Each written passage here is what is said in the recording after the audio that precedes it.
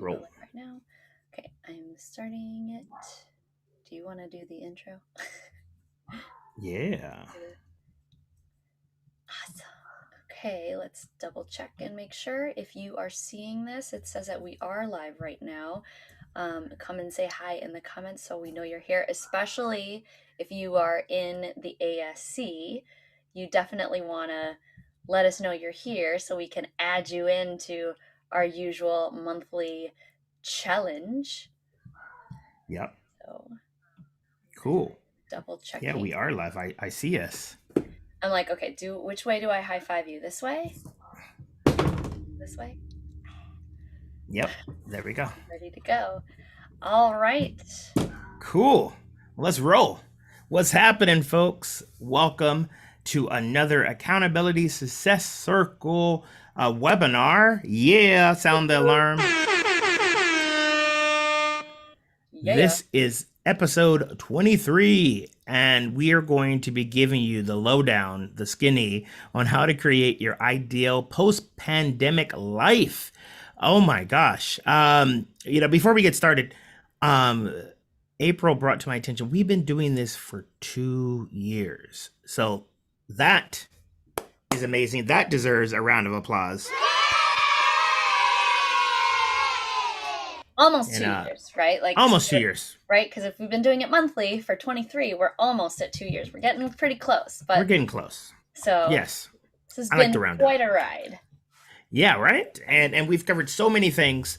And if you're not familiar with us, we are the success team at the Accountability Success Circle, which is an amazing community of like-minded people that are all about, how can we live our best life, do amazing work, and without sacrificing, our the things that we like.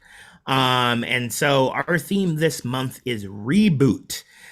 We are going, and that's what we talk about in the community. And every month we bring a webinar out to the greater community and the inner community.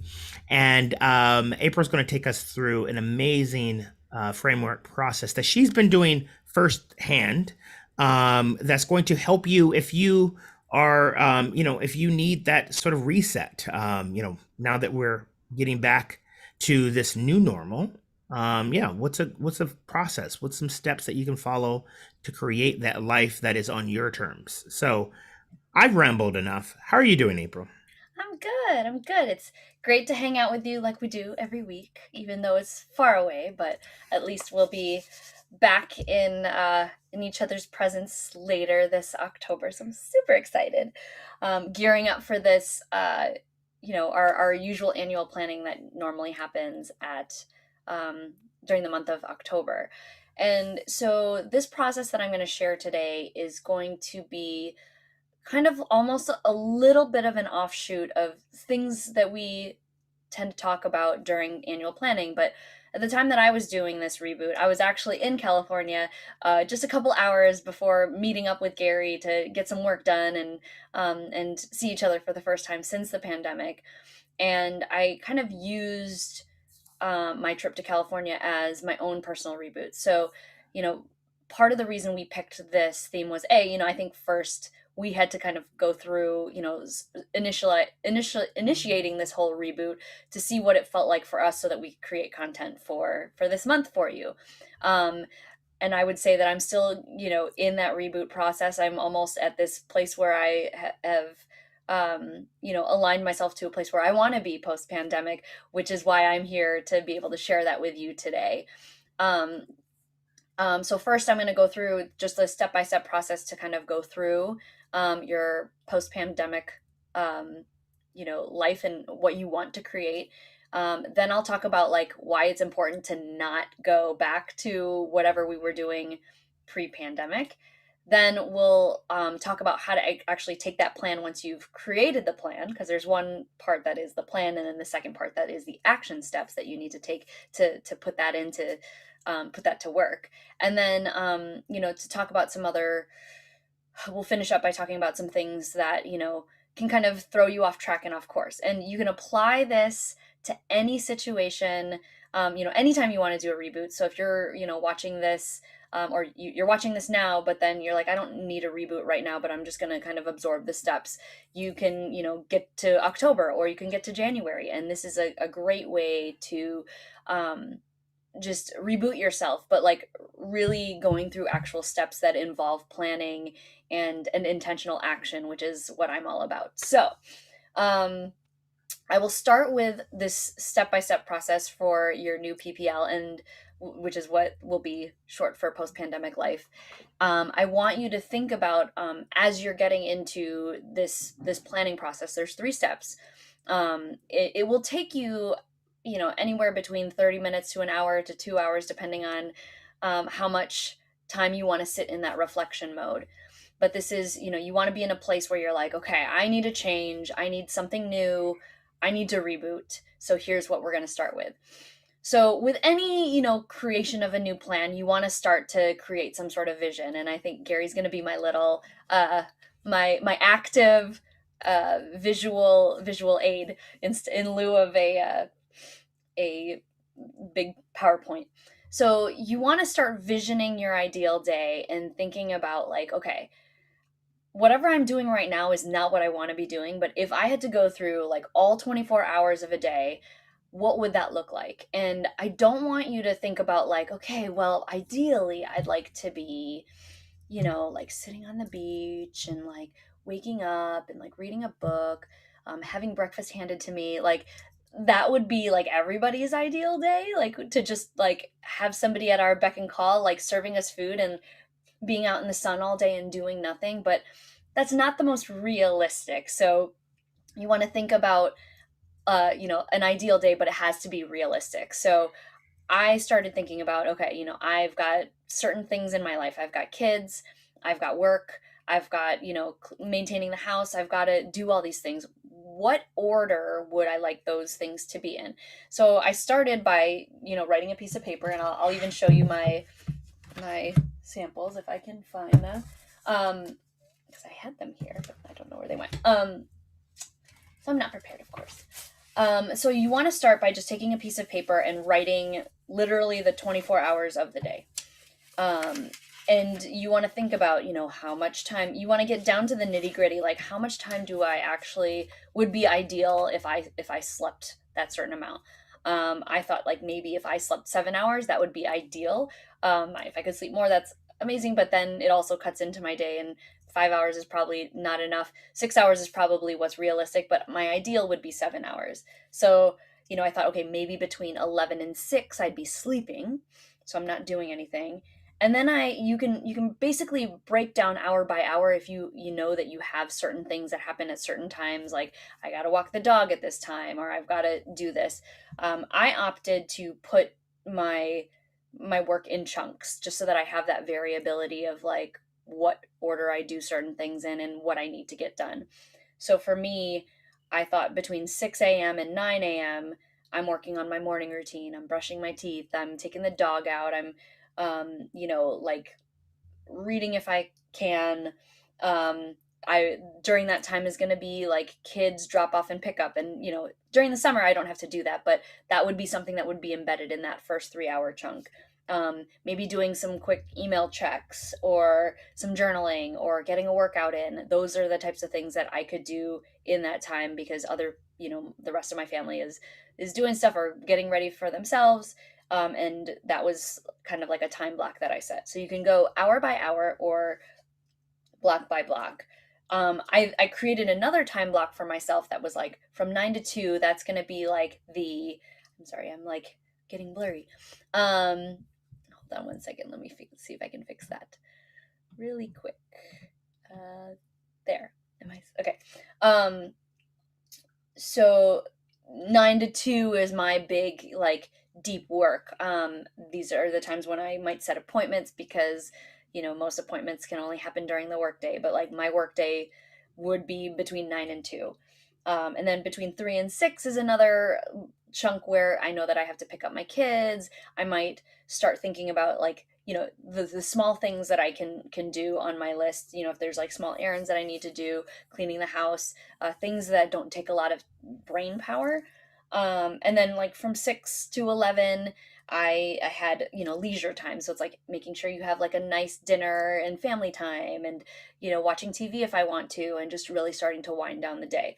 So my ideal day post COVID, I just like literally wrote in a, on a notebook paper. This is like before I got to see Gary, that was kind of what I wrote. So this is the start. This is a day. It doesn't mean it needs to be what today is, but like take the things that work in terms of, what's working well for you now, understanding how your body works. If you're a night owl, you might want to shift your sleep to, 1 to 8 or something like that. And you might want to only give yourself 6 hours, but figure out what that looks like for you. Cause then this is a visual representation of what you want to work towards. So I'm going to stop for a second and see if there's any, at any point too, if you guys have any questions around how this works, please put them in the chat and Gary will help me make sure that Yeah. we're doing that. Gary, do you have any like initial Yeah. thoughts or whatnot? Yeah. This also for First, those of, oh sorry, let me just say one quick thing. yeah. For those of you in the ASC, this was the challenge that I put out last week in the community to try to create. So this was that was the first step that kind of like got you a head start on what I was going to share in the webinar. Okay, Gary, you can go now. Yeah. First and foremost, wanted to say what's up to our OGs, Terry Brown and D. What's up? And they are part of the community, and also geography. They left some comments. They love I think that's John, maybe. Let us know in the oh, chat. I'm like, I'm seeing the names, but he might be also be in the community too. So and yay! love PPL, post pandemic life. You love the acronym. So yeah, and they're saying what's up back. But my take on this, yes, the ideal day. I know for some people is challenging because you know it's not going to be perfect. That's why we say ideal. And first and foremost, that's how you start to get there. You have to have this vision, and there's just something magical about putting like pen to paper and actually putting some stuff out. And that again is something that I recently done as well, and it's something to work towards. So, oh, it is John. So geography. Oh, I love that. All right, what's up, John? And yeah, curious for those of you watching live or the replay. Yeah, what are your thoughts? Have you taken time to write down what your ideal day is, and if you have you done that since things were starting to shift with this, what I'm calling the global reset Reboot. or global reboot? Forgive me. Let me stay on brand with our theme this month. Reset, reboot. It's all the same, right? Okay, so if there's no questions on that, that's the very first step. So, I might have spent 20, 30 minutes in a coffee shop just thinking. And again, Gary was saying, just kind of putting pen to paper, giving yourself that time to reflect. This can be a journal exercise or whatnot. So there's a second part of this exercise that I want you to think about. And this is more because, the way that we, even though this is our ideal day, there are certain things that we are committed to. And so you want to identify what those commitments are that you will say yes to moving forward. The way that I did it, and you can just write down commitments, but what I like to do, because I like to focus on having a balanced life, is this idea of taking the different parts of the wheel of life. So if you have been in the community, you kind of know there's a wheel of life that I created that is an offshoot of other wheel of lives that are out there. If you aren't a part of the community and want to see this wheel of life, like, come join us. But if not, there are 8 pieces to the wheel that I've created, and you can also Google wheel of life and find your own wheel of life if you'd like. But the 8 categories that I have on my wheel of life are family, money, career, fun, social relationships, intimate relationships, health and wellness, and personal development. And so if you can go through those 8 different areas and think about what your commitments are, and the reason why this is good for you to split them up into the areas, and some may overlap, because career and money could be certain things, but you want to make sure that you're not, too heavy in certain commitments in order for yourself to feel balanced. Or, there might be things where you have higher priorities, like family is a big one to me, but I also, narrowed it down to like the bare bones of like what's important. So as an example, I'll give you three of the examples that I put on mine. So, for family, I wrote, making sure, kids are comfortable and ready for school. Zeke, we have a new puppy, so he's part of our family. That's a big commitment. And then also like maintenance of the houses. Like those are the three big things that I'm committing to, is like maintaining our house, um, making sure the kids are good, and making sure that our dog is trained and raised appropriately in these early stages. Um, for health and wellness, what I was committing to was, doing more running and yoga, and then maybe taking some trapeze classes, which is something that I used to do. I want to say yes to those things. I talked about like purging sugar out of my diet, which I'm in the process of right now, and that was something that I wanted to commit to try to do, because I kind of let go big time in the pandemic. And then dog walking, like, so things that were keeping me active. Those were the things that I, off the top of my head, wanted to commit to. And these are, you don't want to spend too much time, because when you start thinking about like getting too far into the weeds, then you start like, really adding a lot more onto your plate than you probably don't need. So like, give yourself like 15-20 minutes, go through those 8 areas, think about what you need. I'll give you one more example. So for social relationships, I said I'm going to commit to doing a book club, which I had just during that trip committed to saying yes to joining. And then, at least for this summer, I was like, my social life is going to revolve around being on our new boat. So those were three examples of what I did.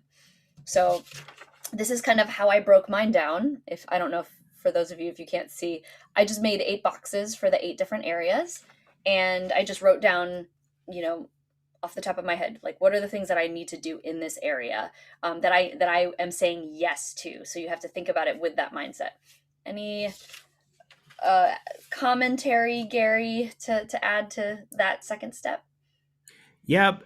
Um, Again, it's important to get these things top of mind, so that for me, sometimes making a decision can be challenging. So I love turning to the will of life. I love aligning it with my values, with my theme for the year, and just having it out there. I'm also a very flexible person, so again, this isn't meant to be like in stone, but it helps me. It's almost like a compass, sort of like to guide me. So as things starts, coming through, I don't have to think as much. I'm like, all right, yeah, this is what I'm committing to. So these are like, non-negotiables, and these things, I want to see through. And if you are curious about those sort of boundaries, we in our quickies, and I'll find the link and I'll put it into the chat. But we talked about, actually, it was another one of April's amazing things where she talks about the different types of boundaries, to set, like the very structured ones, the more flexible ones and stuff like that. This is like an offshoot of that, but it made me think of that. So I'll find that and I'll put it in the chat in case you're curious about that. Awesome. Awesome. So yeah, so once you've identified all the yes commitments, and these are the things that, these are things that you're going to prioritize. So and you'll see as we go, further in this webinar, when we talk about like things that come up that are unexpected, how do we weave that into our ideal day? So the third thing, now we just said the things that we're saying yes to, we're going to flip it to the other side and say, what are the things that we're going to say no to? Or I like to say bye-bye. I wrote goodbye and on my list. And this I just wrote down as a list. There are probably things when you think about your former life pre-pandemic, what are the things that you used to do, or maybe even things that you were doing during the pandemic that you want to say goodbye to. So maybe some of us are like, oh my God, I just let like my diet go, and I just, you know, didn't have to take care, like didn't have to take as much care of myself. So I just like wore my sweatpants every day and just like let that waist grow, and I'm ready to say goodbye to that. That can happen during a reboot. And I saw that Dee was saying something about how she did an ideal day at the beginning of the year, and but so much has changed, so it's a good time to do this reset. And that's great because your ideal day can shift with as we continue to grow and as we add new things. Things might be ideal in certain points and some might. Like right now, I was like, I would like to work out, or all of a sudden I'm working out like 5 days a week, where I was working out zero for the past year and a half. So, but I feel so good that I want to keep on doing it, but I also don't know if it's the most sustainable. So we'll see. Because I think 3 might be okay. But anyways, so in this third step, so this is what you're saying bye bye to. You want to just write a list. These are things that maybe cause you triggers. These are things that have taken up time that like you're just not willing to put your energy towards. And you also have your list of your yeses. So when you're thinking about the different 8 areas, like are there things that show up that you don't want to do anymore? So one of the things that I used to do was be active in our PTA for my kids' school. And I was like, if I'm going to do a book club and then try to do other things, like, am I going to really be able to do this? And how do I take, things that I was doing before, and making sure that like the essence of why I was doing it in the first place, like, does that show up in any of the things that I said yes to?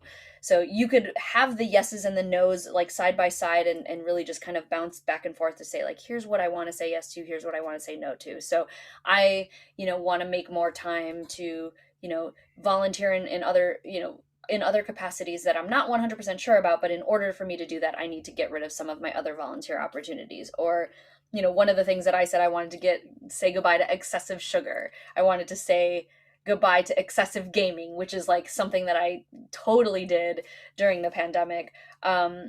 One of the things that I wrote down was very easy, like negative energy. I think that there was a lot of negative energy surrounding my time during the pandemic, and I'm done with it. Like, I'm ready to like take action again.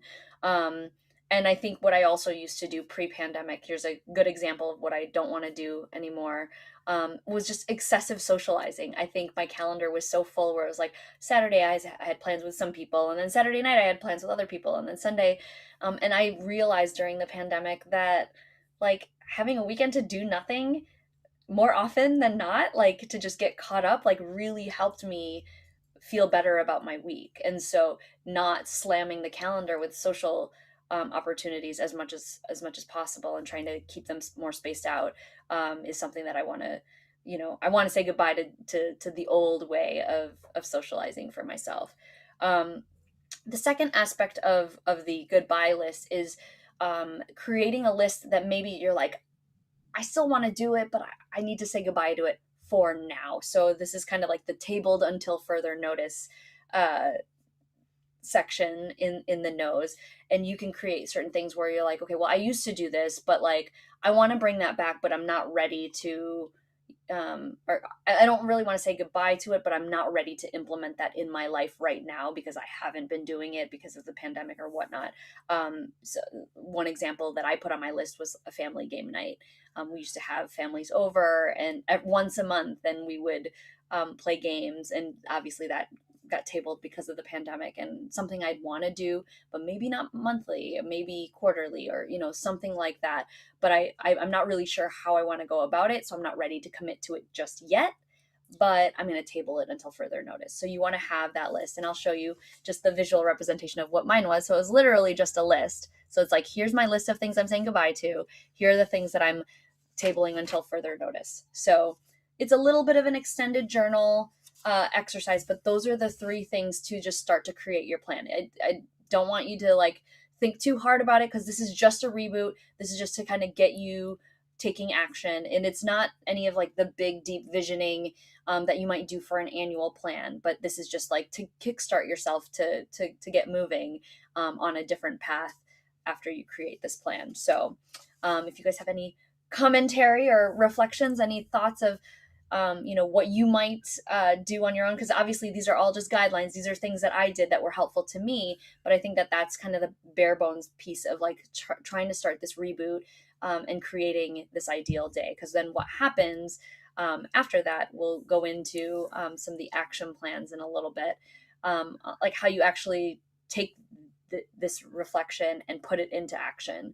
So Gary, what do you have any Yeah. Well, thoughts on first and foremost, John uh, said he can relate to during the pandemic, he ate ice cream and drank beer throughout the summer. So word, I feel you there.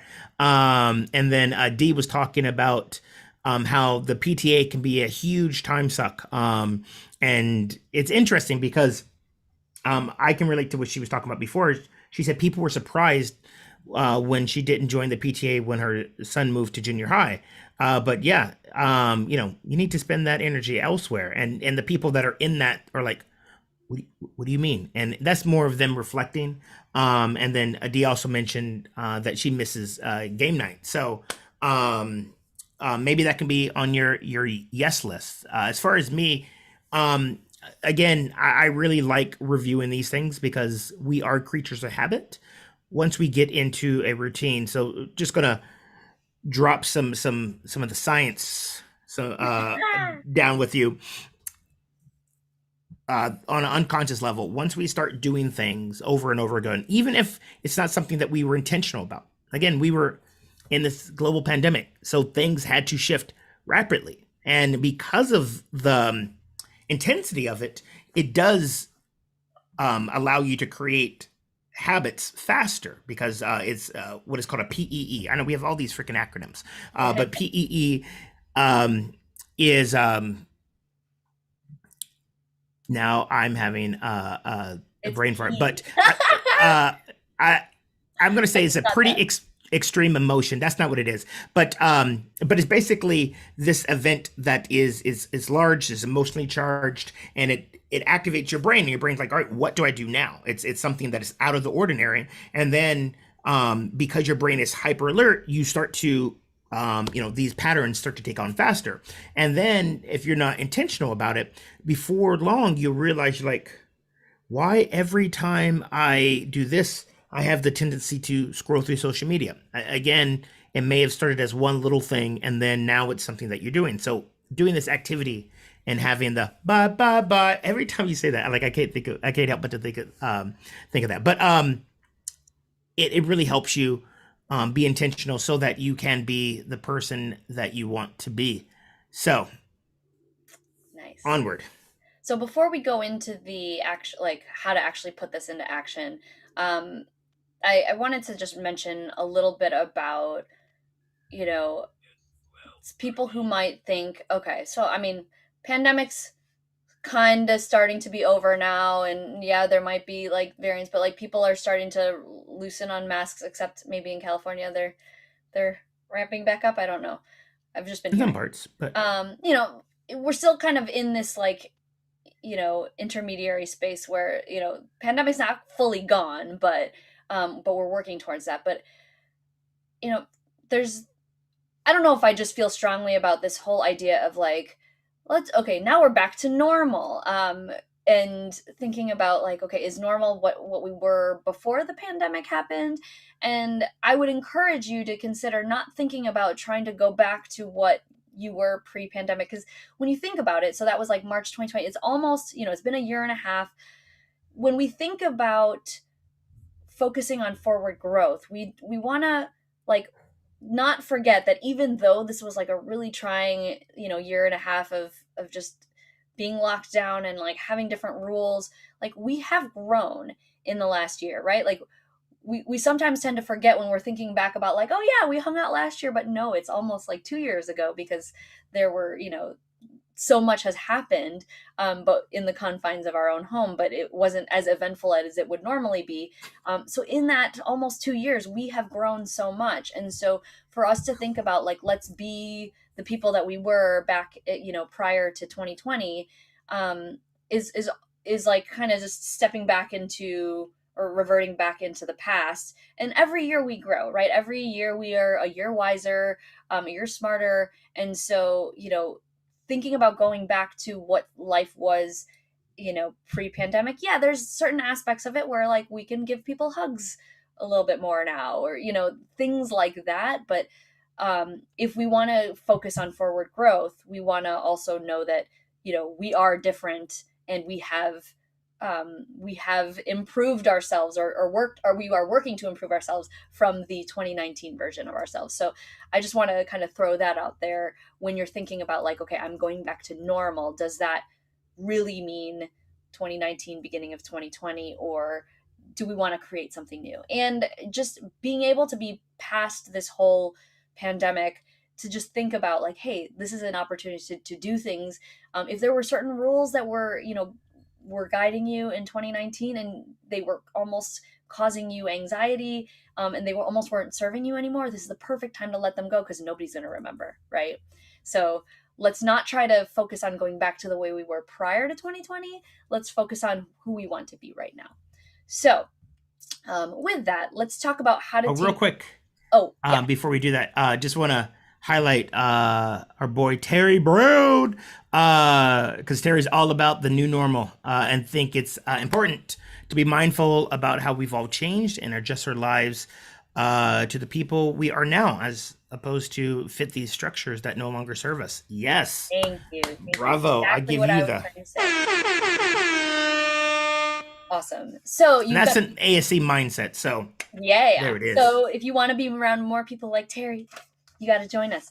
Okay, so what do we do with these 3 pieces of paper once we wrote them, right? So I kind of wrote this before I hung out with Gary that day.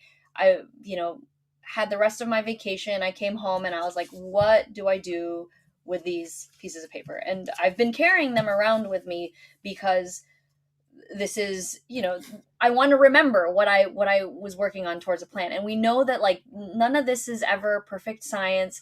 Sometimes making this transition to our ideal day, because that's where I'm trying to take you, trying to make this transition. It could be longer for some people, it can be shorter. It depends on how you defined your ideal day. And again, if all of a sudden you feel like this ideal day doesn't work, you're able to change it, right? All of this stuff is just so that you set aside some time to create what you want.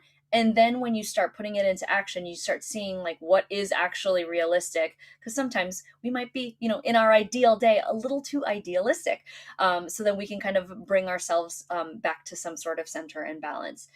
But so the first thing that you want to do, or that I would suggest, is to have your ideal day with you, and then go and live your day as normal, but being in a very observant mode. And you're going to basically compare what your current day looks like in comparison to your ideal day. So you might want to, you might want to do this over the course of a week, because you've got to live through like the full work week, and the weekends and stuff like that. But just kind of seeing how this plays out with the ideal day that you set. You don't need to make any changes yet. Just do some observation. Think about like, okay, I said, maybe I'll be sleeping from 11 to 6. Can I actually get to bed at 11? Can I actually wake up at 6? Is that realistic? Thinking about like the chunks of your day, like is it doing certain things hour by hour, or doing certain things in chunks throughout your day, are they falling in the right place? What are the types of things you can kind of start to define more of, like what part of that AM routine, like does it really take 3 hours, or does it only take 2? Can I have a longer period of work? So you're starting to compare and contrast the two. You're going to go through, kind of almost do a test run. And then at the end of the week, or at the end of the day, whichever time frame you want to think about it, you want to start thinking about, okay, where are the discrepancies, and what types of things now can I start to implement to start to work towards my ideal day? So you've kind of done the compare and contrast. So the second step is to start implementing your changes, but doing them gradually, right? Because if you're like, okay, well, here's my ideal day, and my current day is like completely flip-flopped and nothing's right, I am going to just make the changes all at once. Like, you're going to shock your system, and you're potentially going to tire yourself out before you even got started. So For example, I was like, okay, well, maybe my first gradual change is to like try to set myself up for that 11 p.m. bedtime and see if that works. So, like, for the first week, I was like, okay, I'm going to start laying down at 11 o'clock and I'm going to try to force myself to go to sleep. And then, I started thinking about some of the other parts. Then after that, I was like, okay, let me get my morning routine solidified, and then let me get my evening routine solidified. And I'm still working on all of this stuff. But you want to just start implementing gradual changes, maybe 2 or 3 days at the least, if you want to try to set some of these ideal day guidelines like into your life. Give yourself a couple days. It takes 21 days to form a true habit. So really give yourself some time though to rebalance, because every time you add 1 little gram to one side of the scale, the other side's like, wait, what'd you do? And so it needs to kind of balance itself out, and then you can continue to implement more change. So pick different parts of the day that that you can be successful at, and see if it sticks. And if it doesn't, then maybe the plan needs to change. Or you can change a different part of the strategy. That's where like the art of this whole thing comes into play, because there's no like right way about going about it. I would say like implement the stuff that's easy first. That's what I would suggest. There were certain times where there was a day where I was like, okay, I'm flipping the switch on the sugar. I'm gonna just try to implement that into my day, and that was like making me tired earlier at night. So that almost helped me in a sense. But like you want to give yourself some time to really solidify those habits before you start adding more. The third step then is super simple, right? You go through the changes, you kind of rebalance yourself, and then take your time to reflect and say, okay, what do I need to change next week or tomorrow, whatnot. But you're basically going to reflect, and then you're going to rinse, repeat this whole cycle. You're going to, keep on comparing and contrasting, and hopefully at some point your current day becomes more of your ideal day more and more. So I will say, like, when I came home, that was like the beginning of June. It's almost the end of July now. I'm getting to this point where I'm still trying to get my 9 o'clock to 2 o'clock solidified as my deep work time, but I'm like almost there. But it's been this constant process of like, okay, here's my ideal day. I'm putting it almost next to my planner and what I'm doing during that ideal day, and I'm looking at where I'm setting appointments. Like Gary and I meet every week, and I was like, hey Gary, can I move us so that we're like meeting before 3 o'clock, so I'm in that deep work session, so I can put my mindset into that. Like I was able to like kind of move some of the things that I had commitments with that I'm still saying yes to, but trying to move them so that they match my ideal day. And if it wasn't going to work, then I needed to make exceptions, or just know that I'm going to have to compensate some other way. And I know that my weekends are completely different than like are not my ideal day. My weekends, the ideal day is like literally don't have a plan and just go through life, and then prepare for the week, and that's it. Like so you might allow yourself your cheat days or whatnot, but that's kind of the process. So I'm going to take a break for a second so I can take a sip.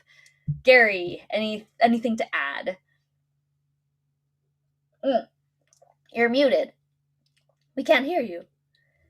And that is pretty much it. So, no, I'm joking. Uh, uh, Apryl nailed it. And one thing I want to sort of invite you to think about, because this is my area, and I love talking about this, is for some of this, especially some of the things where it's like, oh my God, I have to do it, or, I need to start to cut out the sugar, or some of the things that may seem a little bit challenging at first, which will, but it's good for you. It's like, oh, this adulting thing. My invite is, how can you bring the spirit of play to it? Because if you take a moment and think about any game that you've played, regardless if it's a sports game, video game, solo game, whatever that is, it's something that you're excited to step into, and you're not going to be perfect at it in the beginning.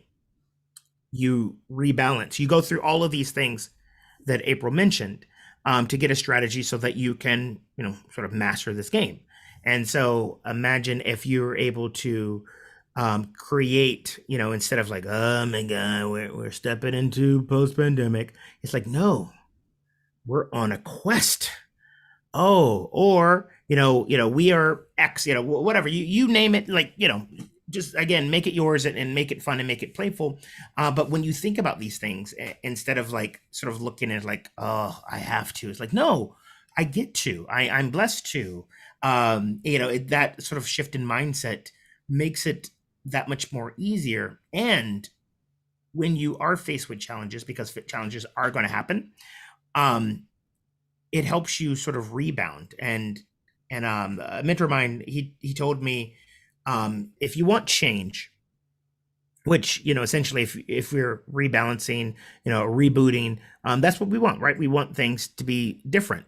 You need to have two important things. One, you need to um, have acceptance.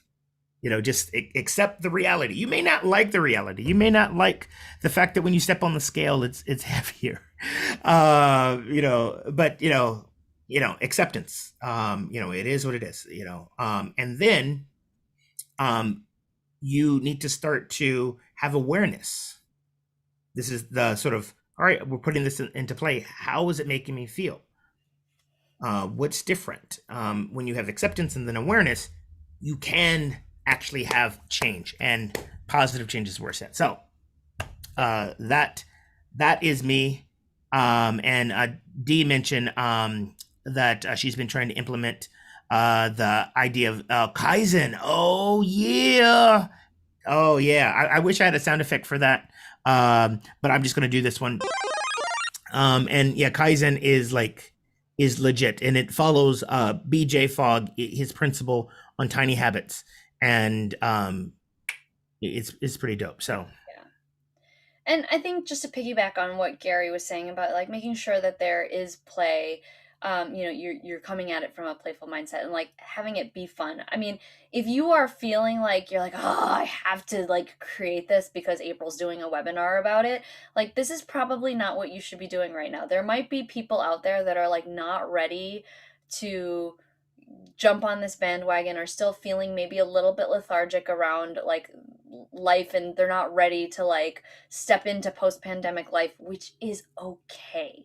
Like I, sometimes look at how long I sat in like being lethargic when, during the pandemic and even after the pandemic. It was only like, just recently where I was like, okay, there was this abrupt period of a lot of change that I just needed to like survive through. And now that things are stabilizing, now I want to start to focus on me, right? I think that that was, you have to be ready to do this for yourself and want to, because if you don't want to, then it feels like a chore, and then I would almost say don't do it. Just go live life however way you want to live until, but if you're looking at it like, okay, I'm ready to change my life, but I don't know how to start, this is what you should be listening to. This is just a really great reset, reboot, for you to just understand what your priorities are. And then, come October, there's a little bit more time to really think about like, okay, what do I really want for my life, and think bigger picture. So, again, don't do this if this isn't something that you want to do. Like I was getting to the point where I was, you're in that, you sit in that lethargy for a while. Lethargy? I don't know how you pronounce it. Um, but then you start to get like angry, like I'm tired of like dealing with this, and then you take action. So that's kind of, you got to go through that cycle and get like fed up with whatever your status quo is and be willing to make a change. And this is an opportunity to then, have a framework of like, okay, how am I going to do that, because I don't necessarily know what I need to do. So the one last thing that I wanted to mention about this, so you're taking this process and you're working towards your ideal day. Again, if you start to feel like you're falling off the wagon, I've been reading a lot about motivation and how, it ebbs and flows. Like some days you're like, I'm on it, and I'm definitely like on that high. I think if, for those of you who have seen me, I've definitely been a little bit more like, I'm trying to get through. Like I am like motivated right now and I'm going to like ride this high, but at some point your motivation starts to slip, and then maybe it comes back a little bit, and then it might slip, and it'll continue to just like be up and down depending on what you've got going on in your life. But the whole point of this motivation is, and to keep that momentum, is to like acknowledge that it does swing, and that, hopefully you're still kind of willing to work towards, restabilizing. So whenever you shift, ride those waves when they're high, and then like give yourself grace when they're low. But there are times where the world is going to throw, pull you in directions that you might not want to go, right? Like when the first pandemic first hit, we were like, what? I have to stay home. I don't want to do that. But we had to adjust. And so I want you to think about those times are going to show up where, people are going to pull you in directions. There's going to be people who want to add to your yes list or are not on your list now, or things that were on your no list that want you to come back, right? PTA, like come back and help us. And really trying to like stay firm on your own boundaries.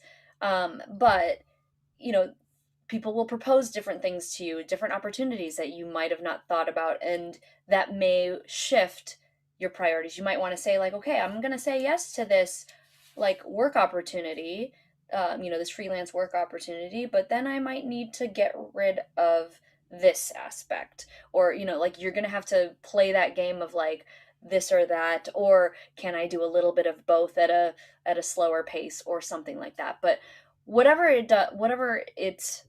this does happen, because it's going to happen, you want to make sure that you're always giving yourself grace, right? The last thing that you want to do, which I'm very guilty of frequently, is like beating yourself up when you're not um, when you're not doing something to the way that you would have liked to do it. And some of that might be like comparing to your previous self who was able to do these things like that, and maybe you just can't do that now. But giving yourself grace, because we can only change what we can control.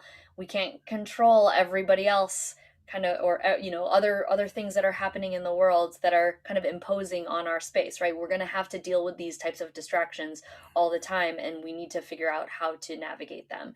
But you have to give yourself grace and not beat yourself up. You also want to try to remember your why. Like, I didn't mention this while you were creating this, but take a look back at your ideal day and say, why do I want this? Why do I want this ideal day? You know? And for me, like the reason that I want this ideal day is because then I can feel at the very end of every day, I can feel accomplished. And accomplishment is one of my values. So like that is what I'm trying to fulfill. And I know that during the pandemic, accomplishment was probably the value that was like stripped away from me, because I was very limited in the things that I could do, and my accomplishments seemed very small. And so this is me kind of feeding back to my personal values and making sure that I am honoring them. So you want to remember your why as you're creating this ideal day, and why you're working toward that. Like, what is this? What feeling does this give you? How does this benefit you, having an ideal day planned out and being able to live that ideal day? Um, and then the third thing is that you should just set boundaries, like anywhere and everywhere they're needed. As Gary was mentioning, like we've done a lot of our little success quickies talking about boundaries, and I feel like boundaries are like one of the things that is the most important thing that we need to implement in order to create the types of lives that we want to have, right? You want to watch where your energy is going and what energy is coming into your space. You want to protect that, and setting boundaries, whether they're like very rigid, like nope, I must run 3 times a week, or I must go to bed at 11, or a little bit more of a softer boundary where I say like I want to be laying down at 11, but like I don't really care what time I sleep, just as long as I'm like prepped for bed or something like that. You want to be able to set those boundaries, and I think anytime that you're feeling a trigger, there's an opportunity to create a boundary. So use those rules as a way to like help you figure out how to be, because the more you do that, the less you have to think about what you're doing, and you can just focus on the actual task at hand. And just continue to go through this process. Like I always say, like being in a reflective process as much as possible. If you can do it like at the end of every night and be like, today was okay. I think that tomorrow I need to like set this goal for myself to like amp it up for a little bit for tomorrow. If you can do that, like that is always going to be your key to personal growth, right? Because is doing better than the day before is key. How about you, Gary? Now that I've shared all that stuff, is there any tips for how to deal with those pesky distractions or negative energy bursts or, unexpected things that come into play? I think for me, you nailed it. Way to go. Yep. What do you think, folks? Leave us a comment. What is something that you're going to do as a result of this? And one thing that I want to talk about, and John sort of mentioned this too, is like, he says, I raise what head, the head that wants to have the beer and the ice cream, and I totally get it. I'm all about not trying to completely just sort of like, no, do away. And for my own sort of temperament, when I go like that, it's not sustainable because, I'm like, oh, I want, and then usually when I go to it, it's just like, oh, I haven't had it forever. And Yeah. so I love an additive approach where you start to add the other things that you should be having, that, is going to make that positive change that you're looking for. And you add it in small quantities and then you keep adding it. And then pretty soon, because just like the analogy of the, the scale sort of thing, you're not going to have enough space for those other things. And then you didn't necessarily take it away. You just slowly phased it out. And then, when you have it, it's, a better experience. That's something I did. It was interesting because, so those of you who know me know that I perform improv at a theater, and when the theater that I perform regularly at, when we were at this newer space, it had a bar, and so after shows, would go and say hi to the people that were there, and then casually would have a beer or something like that, and then I found that I was drinking a lot, way more than I normally would. And it was just, again, it became that habit. It became part of that thing. And then, that definitely showed in my waistline and stuff like that. And so what I started doing, I started just sort of slowly phasing it out. And then, and I would, because there's this thing called the vacuum effect. When you pull something out, there's like this void and it needs to be filled. So I would play this game with myself, and it pretty much just myself. No one really knew what was going on. Where I would drink these mocktails and act like I was getting drunk and see if anyone can notice, like, is Gary really drunk or not? But what I found in just doing that, one, I still love beer. I still love alcohol and all that stuff. Give me a good bourbon, we're good. But what I found is that I appreciated it a bit more when I had it in those small windows, but I couldn't just cut it out. I had to sort of phase it out. So just wanted to throw that out there. Yeah. And I mean, even as another, aside where it's, you don't want to cold turkey yourself. But if you're going to do it, then do it for a specific period of time. So, I'm doing a no sugar or attempting a no sugar thing for 2 weeks, and I'm 1.5 weeks done, and I'm like just waiting for Sunday so that I can have sugar. But I also know that I have to like be careful because I can just revert back by just being like, sugar. But I also wanted to give myself the opportunity to prove to myself that I could live without substantial amounts of sugar because I was like drinking Sprites every day and like doing certain things that like, can I live without that stuff? And so to prove to myself that I could, I just cut everything out, and I'm like wondering what I'm going to do with all of this sugar in my fridge moving forward. But then also realizing that like I can reintroduce things back in moderation moving forward because now I know the effects of what my body was like without sugar.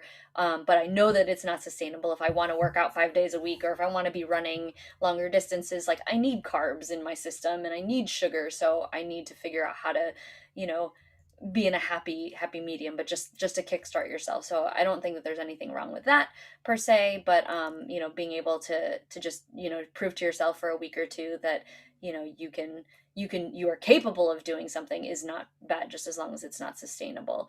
And what was I don't know if Gary, you saw that. Oh yeah, you were the one that wrote that peak emotional experience. Do you want to talk about that again, or?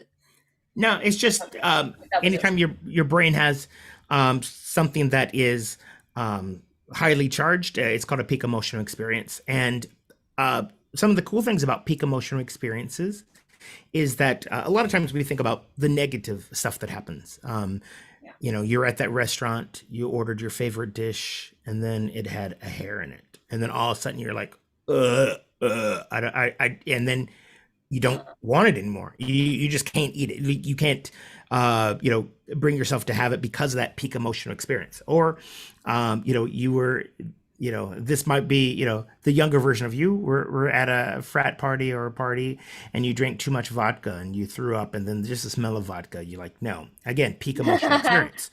And again, a lot of times it is associated with negative peak emotional experiences. But some of the cool things is that you can create positive peak emotional experiences, like that one time that you ran a 5K and you powered through it, and then you didn't think that you could.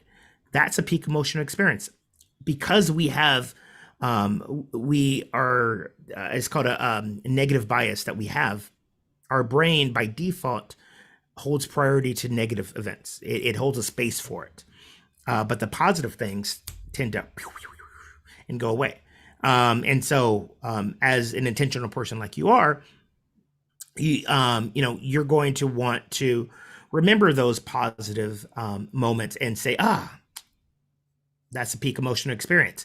How can I lock it in so that I remember it? So the next time that I need that sort of pick me up, I can refer back to those. And one last thing, like on these small changes, these are building up to an identity. And so all these things that Apryl mentioned about remembering your why and stuff like that is not just sort of like that, sort of like la la la, the sort of personal development stuff that you hear time and time again.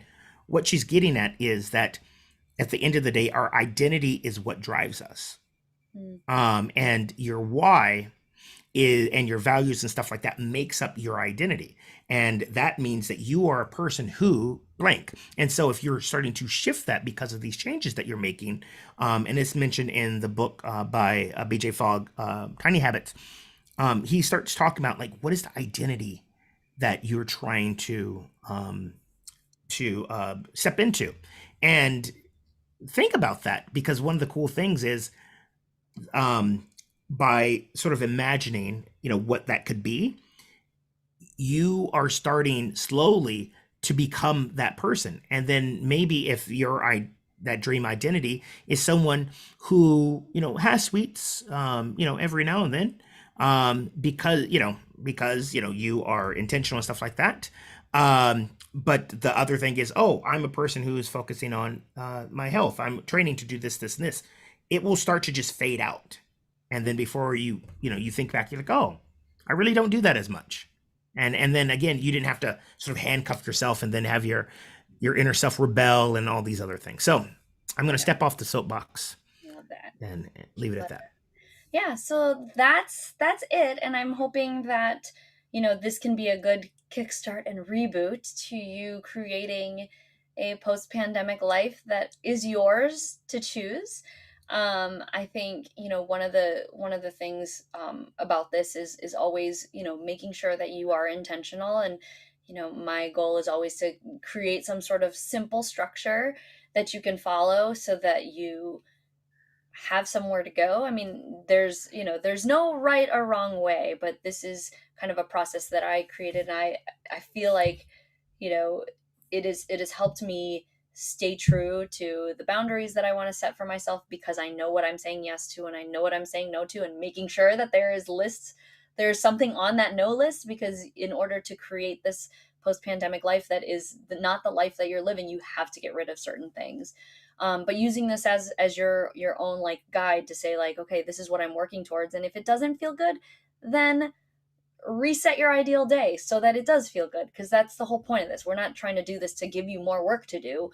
We want you to be able to optimize the work that you're doing. So if at any point you have any questions, since this is something that people can see both on the interwebs and in the community, if you haven't checked out the Accountability Success Circle, you must do that at www.accountabilitysuccesscircle.com.